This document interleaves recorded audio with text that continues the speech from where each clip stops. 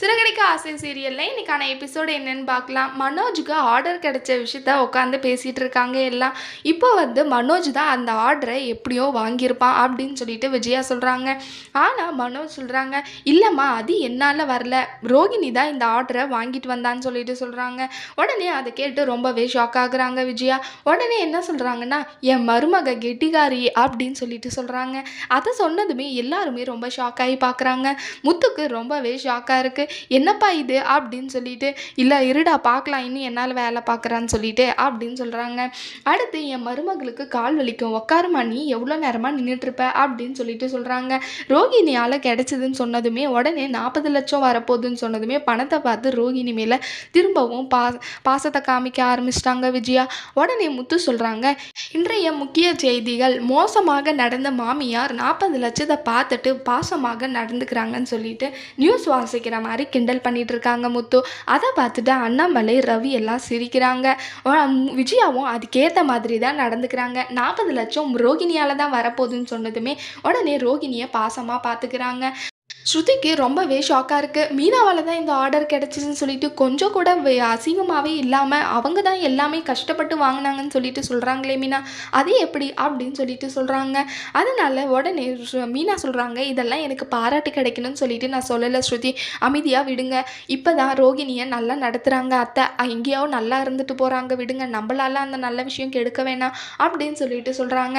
ஆனால் ஸ்ருதியால் அதை ஏற்றுக்கவே முடியல, ரொம்பவே கடுப்பாக இருக்குது. உடனே முத்து சொல்கிறாங்க, மீனாக்குமே ஆர்டர் கிடைச்சிருக்கு, பூ ஆர்டர், தினமும் பூ போட போகிறா. அது மட்டும் இல்லாமல் ஒரு நாளைக்கு 5000னா இந்த மாதிரி மாதத்துக்கு வருஷத்துக்குன்னு சொல்லிட்டு கால்குலேட் பண்ணி முத்து எல்லாருக்கிட்டையும் சொல்கிறாங்க. அப்போ கோடீஸ்வரி தான் மீனா எல்லாருக்கிட்டேயும் சொல்கிறாங்க. அதை கேட்ட விஜயாவுக்கு ரொம்பவே ஷாக் ஆகுது. என்னடா இந்த பூ கட்டுறவ இவ்வளோ சம்பாதிக்க போகிறாளா அப்படின்னு சொல்லிட்டு.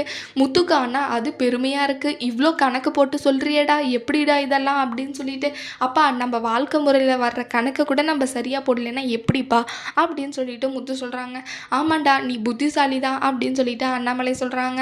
ஆமாம், இவன் புத்திசாலி தான், இவ்வளோ பெரிய ஆர்டரை ரோகிணி வாங்கிட்டு வந்திருக்கா, அவள் புத்திசாலி இல்லையா? அப்போது இவங்க 2 பேரும் தான் புத்திசாலி, இவங்க தான் வாழ்கிறதுக்கான வழியை பார்க்குறாங்க அப்படின்னு சொல்லிட்டு விஜயா சொல்லிட்டு போயிடுறாங்க. அண்ணாமலை சொல்கிறாங்க, அவள் எவ்வளோ தான் நல்லது நடந்தாலுமே இப்படி தாண்டா பேசுவா, அவள் கிடக்கிறா அப்படின்னு சொல்லிட்டு அண்ணாமலை சொல்கிறாங்க. அடுத்து பார்வதி வீட்டுக்கு போகிறாங்க விஜயா. அதுக்கு முன்னாடி பார்வதி ஒரு யூடியூப் சேனலில் வீடியோ எடுத்துகிட்டு இருக்காங்க. அதுக்கு அங்கே யோகாவுக்கு வர்ற கிளாஸ்க்கு வர்ற சார் தான் ஹெல்ப் பண்ணிகிட்ருக்காங்க. பார்வதியும் அவங்களும் சேர்ந்து ஒரு கதையை வீடியோ எடுத்து போடுறாங்க. அப்போ விஜயா வந்துடுறாங்க. அதை பார்த்துட்டு விஜயா ரொம்பவே ஷாக் ஆகுறாங்க. என்னடா இவ அப்படின்னு சொல்லிட்டு. நல்லாவே முன்னேறிட்டு வராங்க பார்வதி. எதை பற்றியும் கவலைப்படாமல் அந்த யோகா கிளாஸ்க்கு வந்த பாயால் இவ்வளோ நல்லது நடக்குது பார்வதிக்கு.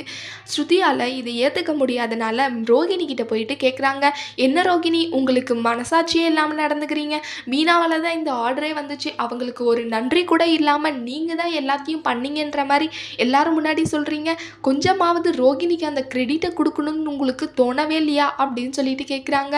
இங்கே பாருங்கள் ரோகிணி, அவங்க கொடுக்கலனாலும் எனக்கு அந்த ஆர்டர் கிடைச்சிருக்கும். ஏன்னா அந்த கலாமா எனக்கு ஏற்கனவே தெரிஞ்சவங்க, நான் அவங்களுக்கு மேக்கப் போட்டிருக்கேன்னு சொல்லிட்டு சொல்கிறாங்க. ஸ்ருதி உடனே சொல்கிறாங்க, அவங்களுக்கு அங்கே போனதுக்கு அப்புறம் தானே உங்களுக்கு தெரியும்னே தெரிய வரும், இல்லைன்னா தெரிஞ்சிருக்காதுல்ல. அதுக்கு முன்னாடி மீனா தானே அந்த ஆர்டரை உங்ககிட்ட சொன்னாங்க, இல்லைன்னா உங்களுக்கு கிடைச்சிருமா, அவங்களுக்கு ஒரு தேங்க்ஸ் ஆகுது சொன்னீங்களா, எப்படி உங்களால் நடந்துக்க முடியுது, அது மட்டும் இல்லாமல் அந்த கிரெடிட்டை மொத்தமாக எல்லாருக்கிட்டையும் நீங்கள் தான் பண்ணீங்கன்னு வாங்கிக்கிறீங்க அப்படின்னு சொல்லிட்டு சொல்கிறாங்க. அதை பற்றி கொஞ்சம் கூட கவலைப்படாமல் ரோகிணி அங்கேருந்து போயிடுறாங்க. அடுத்து என்னெல்லாம் நடக்க போகுதுன்னு சொல்லிட்டு வரப்போகிற எபிசோடில் பார்க்கலாம். இந்த வீடியோ பிடிச்சிருந்தா லைக் பண்ணுங்கள். பாய்.